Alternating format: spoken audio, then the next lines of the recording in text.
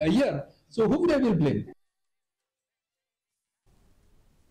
Uhe ka Meghalaya Pradesh Congress Committee uba Vincent H. Pala hanin kesngi ula Kyrshan ya kejing dawa jong unong yalam kaliang persya umukul sangma ban penlong ya kejing tohkit ka balat luot halor kejing kynnoh ba usimbut menteri rang ba kejela uba snyau bhalang dhar ula don keti hakakam khaii drok.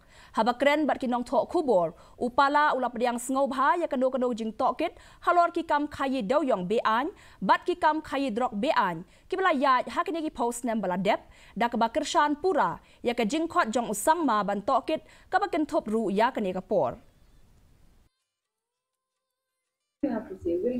I will welcome any investigations. Let me tell you, the illegal coal starts for the last 10 years. The illegal transportation of coal is for the last 10 years. Drugs, more than 10 years. So I fully support Mukul's idea that we should have an investigation, and investigation should be at least for the last 10 years.